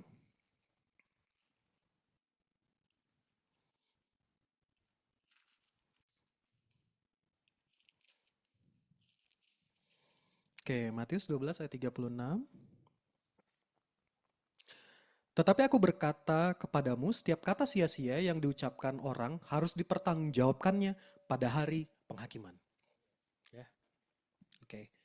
Hati-hati dengan mulut kita, ya kan? Ya, mungkin pelajar, mahasiswa, ya kan, yang terutama yang mungkin lebih sering ya kasus ini. Sebenarnya ada aja sih yang profesi yang juga melakukan ini, ya, ngomong-ngomong kasar, ya. Bahasanya ejaan. Kan EYD itu ejaan yang disempurnakan. Nah ini EYD juga, ejaan yang disempurnain. Ya. Nah, ngomong belakangnya ada pip, ya kan. Ngomong belakangnya ada kata wow, lah gitulah. gitu. Perlu nggak sih kata-kata pip dan wow itu? Gak perlu. Sia-sia nggak? Sia-sia men. Ya. Ya makanya mulutnya jadi nggak kudus gitu kan. Terdistorsi. Ya. Ingat, dari mulut yang sama keluar berkat, jangan sampai dari mulut yang sama keluar kutuk. Ya. Nah, jangan sampai ada kata-kata yang sia-sia. Coba deh, ya gini deh. Gak apa-apa, caranya supaya nggak terjadi ini gimana kak ya? Coba deh kamu ngomong sama orang, ya kan, pegang handphone, taruh handphone ada di dada gitu kan, nyalain recordingnya, ya kan? Udah kayak gitu, ya mungkin 5 menit atau 10 menit setelah ngobrol sama orang, coba dengerin lagi. Ya. Ada kata-kata yang sebenarnya nggak perlu nggak? Ya, hentikan gitu. Nah itu kan tadi ekstrim ya, ngomong-ngomong kasar. Tapi kadang-kadang kata-kata yang nggak perlu juga bisa jadi gitu kan. Eh, Contoh misalnya apa namanya, ini juga bukan cuma kata-kata, ekspresi ya kan. Lalu kemudian apa tindak tanduk kita ya ketika kita mengkomunikasikan dengan orang yang lain ya.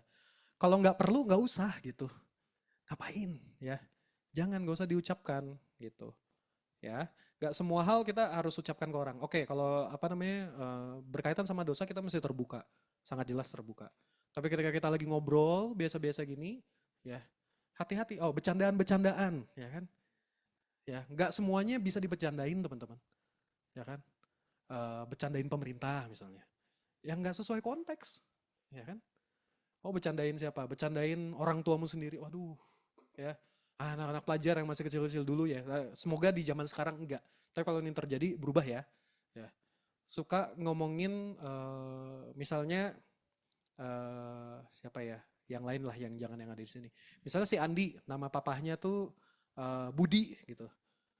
Manggil Andi pakai nama Budi. No way. Ya, mungkin udah bukan ejekan lagi. Tapi jangan-jangan oleh karena kita kebiasaan ngomong kayak gitu, ya perkataan kita nggak dipercaya sama orang. Gak usah kan masalah orang ya. Di hadapan Tuhan juga, mana mau Tuhan pakai kamu gitu.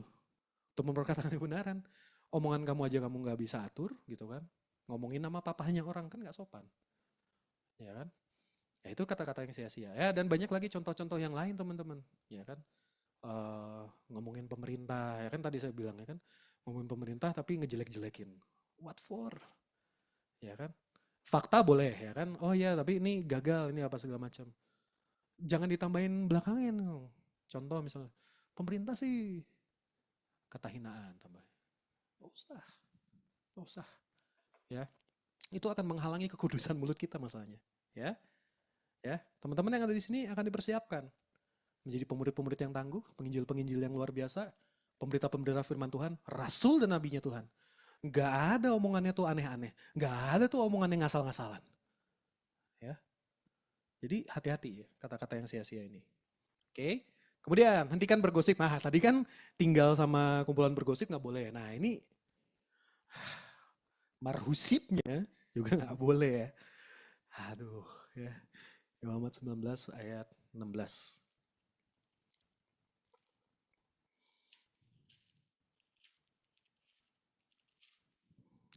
Oke, Muhammad 19 ayat 16 saya bacakan ya. Nah, janganlah engkau pergi kian kemari menyebarkan fitnah di antara orang-orang sebangsamu. Janganlah engkau mengancam hidup sesamamu manusia, akulah Tuhan. Ah, ternyata ungkapan fitnah lebih kejam daripada pembunuhan. Firman Tuhan ternyata. Kenapa? Mengancam hidup sesama manusia ternyata. Bergosip itu. Ya, hati-hati, berbahaya. Ya, mending kalau nggak tahu, nanya langsung ke orang ya. Ya, misal ya kan, sesuatu tentang saya, ya. Nah ini kan di depan kita ada pelayan-pelayan Tuhan yang luar biasa ya. Ada Kojon, ada Lareta, ada Thomas ya. Ini contoh ya. Lareta sama Thomas ngomongin tentang saya, ya. Jangan, sini aja kalian. Ah, tanyain langsung ke saya. Gak usah kalian yang ngobrolin, tanyain aja gitu langsung ke saya. Gitu. Nah itu dia, nanti kan bergosip. Ya kalau kamu penasaran, tanya aja langsung ke orangnya. Gitu kan. Nah saya membiasakan gitu, jadi dulu di tempat kerja yang selama, ya kan. Ya, kadang ini kan, sebenarnya kadang isi omongannya tuh bukan ngomongin yang jelek, kadang netral aja. Tapi saya membiasakan diri saya nggak mau untuk apa namanya ngobrolin gitu kan. Ngobrolin siapa? Dulu kan saya kerja sebagai guru ya kan, kepala sekolah nggak mau saya gitu kan. Oh, Mungkin dia gini gini gini. Saya diem, ya kan? Kalau itu udah terlalu lama ngomongnya, saya pindah tempat. Nah, kadang ada hal kayak gitu saya tahu dan saya jadi penasaran. Oke, saya pindah tempat, kepala sekolah datang langsung saya tanyain. Oh, yang ini bener Pak, kayak gini gini gini gini gini. Enggak kok. Kamu dengar dari mana? Ah, adalah yang lain. Tapi mendingan saya nanya sama sama Bapak aja. Bener ya Pak? Ya enggak ya? Oke. Terima kasih Pak. Enggak bergosip. Ngomong langsung konfirmasi sama orangnya. Ya, jangan ngomongin di belakang. Ya, ngomongin di depan enggak juga. Ya, ngomongin aja langsung sama orangnya gitu. Ya, jangan bergosip teh. Ya, karena ya gosip adalah singkatan digosok makin sip. Ya, ya, sip apa? Sip membawa maut. Sip bawa maut ya. Ya, udahlah. Udahlah, tiada dusta di tengah-tengah kita ya. Jangan ada lagi dusta. Sudah, gitu kan. Kalau mau tahu tentang orang itu ngomong langsung ke orangnya. Gak usah ngomong-ngomongin yang lain. Nah, bagus ya kalau di tengah kita dimuridkan ya kan. Mungkin mendengar ya kan ada kejadian dia anak PA ya. Oh melakukan ini, melakukan itu. Bagus ya kalau di kita kan langsung dipanggil, ditanya. Kejadiannya benar kayak gini? Ya benar kayak gini. Nah, jangan bergosip ya. Nah, mungkin pembimbing-pembimbing muda yang baru-baru ya kan. Kalau misalnya ini sedikit apa namanya tips ya. Kalau mendengar sesuatu tentang anak PA-nya, ya jangan langsung oh gitu, oh ya udah gitu. Gak usah. Yang benar adalah panggil dulu anak PA-nya, tanya dulu, aja ngobrol dulu. Benarkah demikian? Ya kan? Kalau itu menyangkut dengan yang lain, panggil juga yang lain. Benarkah demikian? Ya. Jadi bukan main belakang. Kita nggak ada main-main belakang ya anak-anak Tuhan ya. Oke? Nggak ada lagi bergosip. Nah, di kantor, di rumah, ya kan? Mama sama anak ngomongin bapak ya, jangan. Ya, mending ngobrol aja langsung sama bapaknya. Kok nggak mau ngobrol sama bapaknya? Nah, alami pemulihan dong. Makanya datang retreat. Cie. Ini nggak apa namanya smooth nggak? Smooth nggak? Smooth ya, smooth ya. Ya, datang retreat ya bulan bulan depan bagi teman-teman ya kan yang di Bandung sekitarnya ya kan daftar nanti juga ada pengumumannya. Ya kan? Nanti kan bergosip. Ya. Oke, kemudian hentikan kata-kata bohong ya. Amsal 6 ayat 16 sampai 19.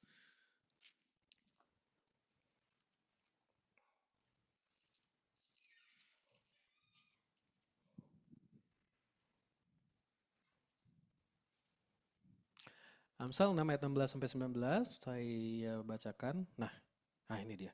6 perkara ini yang dibenci Tuhan, bahkan 7 perkara yang menjadi kekejian bagi hatinya. Mata sombong, lidah dusta, tangan yang menumpahkan darah orang yang tak bersalah, hati yang membuat rencana-rencana yang jahat, kaki yang segera lari menuju kejahatan, seorang saksi dusta yang menyemburkan kebohongan, dan yang menimbulkan pertengkaran saudara. Ya, 2 kali disebut loh. 7 hal, tapi tentang bohong itu disebutkan 2 kali. Ya, yang pertama 17 mata sombong lidah dusta sekali disebutkan. Yang kedua apa? Ayat 19 seorang saksi dusta. Artinya apa? 2 kali disebutkan ya dalam satu kebenaran firman Tuhan. Ini tuh penting untuk dihindari teman-teman. Ya, mendingan gak usah bohong ya. Misal apa namanya tahuan lakuin dosa atau apa. Udah ngaku aja sama pembimbing ya kan.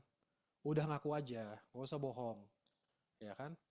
Nah, ngomong yang sejujurnya, ngomong yang seutuhnya, ngomong yang benernya gitu. Jadi jangan jangan lagi berkata-kata bohong. Kenapa?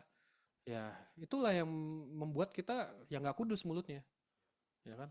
Masa kita lagi dipakai Tuhan untuk memberitakan kebenaran, menyambut tahun baru yang luar biasa ini, ya kan? Baru kita Rosh Hasanah 2 minggu ini, mulut loh, tema 10 tahun ini mulut loh, teman-teman.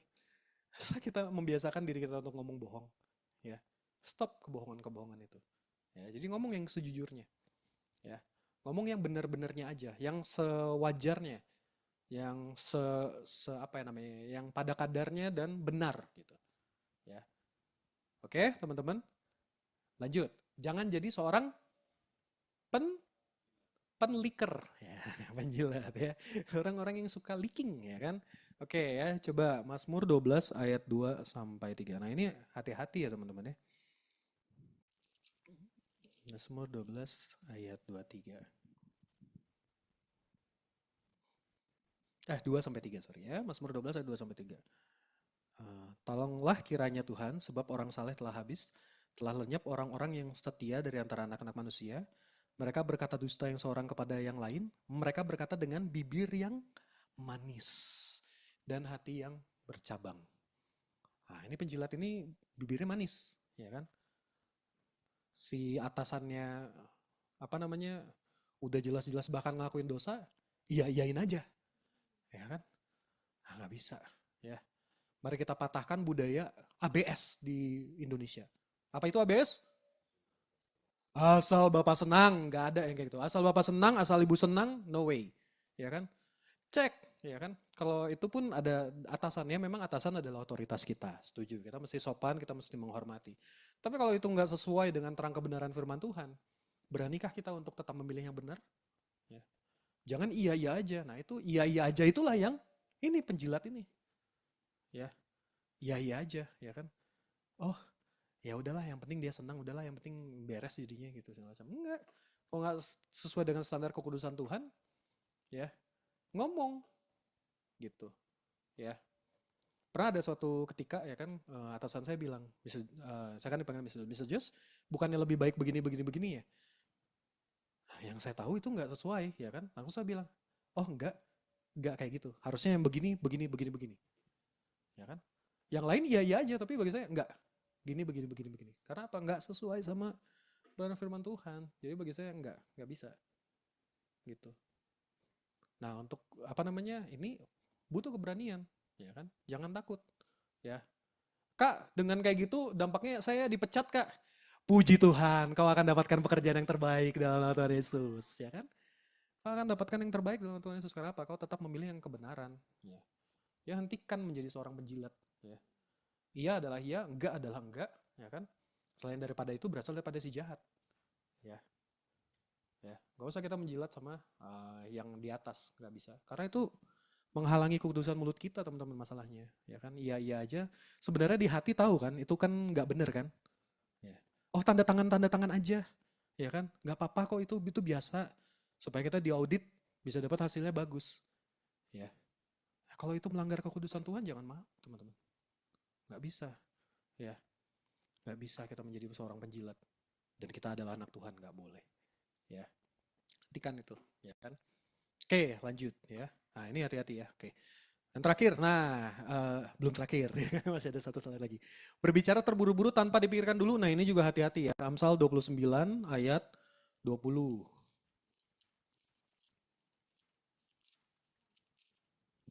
Amsal 29 ayat 20. Nah ini dia. Amsal 29 ayat 20 berkata, kau lihat orang yang cepat dengan kata-katanya, harapan lebih banyak bagi orang yang bebal daripada bagi orang itu. Nah, coba deh kita, nah makanya tadi saya mirip ya yang tadi ya, yang ucapan kata-kata sia-sia.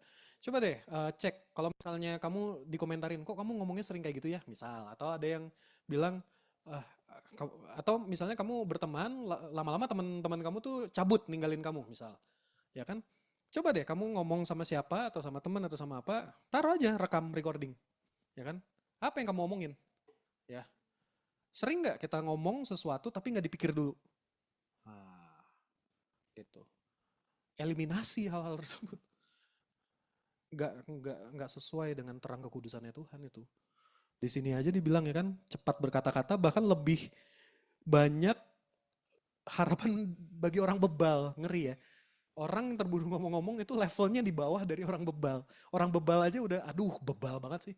Hah, orang ngomong buru-buru nggak pakai mikir, orang buru-buru ngasal, di bawah bahkan dari level yang bebal. Parah berarti, ya. Oh ya, parah berarti. Oh iya, supaya kedengarannya. Parah berarti. Hati-hati, ya kan. Jadi pikir dulu, ya kan. Renungkan dulu, hati-hati. Kalau nggak yakin, bilang, oke, tunggu sebentar. Saya renungin dulu bentar, ya kan. Oh, yang benar tuh bagi ini. Nggak apa-apa kok, ya kan. Justru orang-orang lebih menghormati yang demikian. Kenapa? Karena kita nggak ngasal ngomongnya.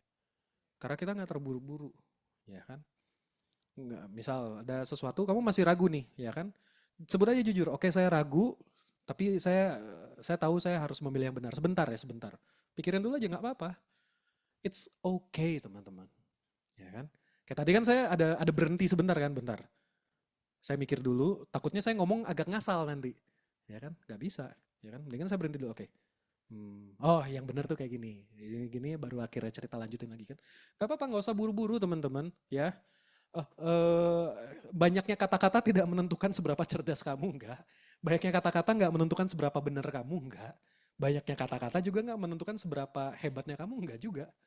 Ya. Justru banyak orang yang dengan terlalu banyak berkata-kata tapi sia-sia, tapi nggak dipikirkan dulu. Justru itulah yang akan dipandang nggak banget. Ya. Gak usah di hadapan Tuhan, di hadapan orang-orang aja udah nggak banget gitu. Ya. Jangan bicara buru-buru ya, pikirkan terlebih dahulu. Ya, sesuatu yang penting. Nah, lanjut. Ini dia ya. Nah, kita kan udah belajar tadi, bagus ya, puji Tuhan, kita udah belajar pedang kebenaran firman Tuhan memang dipakai untuk memerangi dan kuasanya luar biasa, memerangi dosa, memerangi kedagingan, memerangi apa namanya bahkan otoritas dunia yang gak sesuai dengan firman Tuhan, kita perangi dalam nama Tuhan Yesus. Nah, kita belajar tadi mengasah hati kita, melatih mulut kita, menjauhi segala yang salah, ya kan, menjauhi segala yang dosa. Nah, mari kita maju berperang dengan otoritas ilahi. Ya, hadapi semuanya dengan otoritas ilahi. Pastikan terima, pastikan dengarkan dengan seksama kebenaran firman Tuhan, lalu perkatakan firman itu dan lakukan. Ya, tahun ini saya ingatkan lagi, PayVav ya, yaitu mulut dan kait ya. Apa yang kita bicarakan itu harus terjadi dalam kehidupan kita dalam Tuhan Yesus. Ya, kaitkan ya. Jadi apa namanya benar ya kan kita udah dapat dari Tuhan, perkatakan dan lakukan gitu. Makanya ada otoritas ilahi di dalam kehidupanmu. Kenapa? Karena kau latih itu perkatakan lakukan. Ya kan? Apa namanya? Kalau zaman dulu tren 2020 ya kayaknya ya. Apa namanya? I wake up, I eat, I sleep, I repeat. Nah, ini beda nggak kayak gitu doang, ya kan? Ya. Jadi dibilang I receive the word of God, I speak the word of God, I do the word of God, repeat. Repeat terus, ya kan? Terus dengan tekun, terus menerus dengan rendah hati, ya. Rendah hati dan tekun, ya. Terus menerus.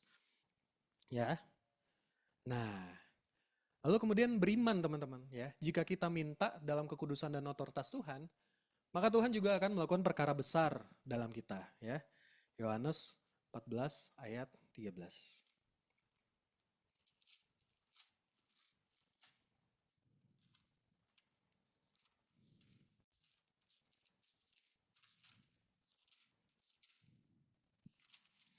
Oke, Yohanes 14 ayat 13 saya bacakan. Dan apa juga yang kau minta dalam namaku, aku akan melakukannya supaya Bapa dipermuliakan di dalam anak, ya kan? Tuhan yang melakukannya. Apa yang kita perkatakan Tuhan yang melakukannya. Tuhan yang pencipta alam semesta itu loh. Ya, Tuhan yang pencipta alam semesta itu. Tuhan yang berkuasa atas seluruh hidup kita loh. Ya, Tuhan yang berkuasa atas hidup kita. Ya kan? Nah, makanya jaga mulut, jaga hati. Karena ada apa? Ada otoritas di mulut kita masalahnya. Tuhan yang lakuin. Ya, kalau ini nggak juga Allah yang besar itu loh yang ngelakuin loh. Gitu. Ya. Makanya ada otoritas ilahi di dalam perkataan-perkataan kita gitu. Ya.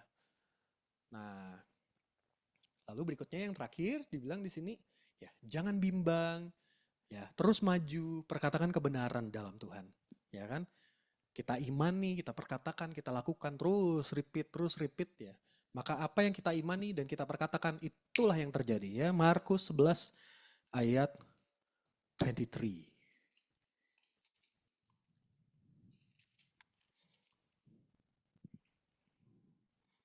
Oke ya, Markus 11 ayat 23 di sini dikatakan, aku berkata kepadamu, sesungguhnya barang siapa berkata kepada gunung ini, beranjaklah dan tercampaklah ke dalam laut, asal tidak bimbang hatinya tetapi percaya bahwa apa yang dikatakannya itu akan terjadi, maka hal itu akan terjadi baginya.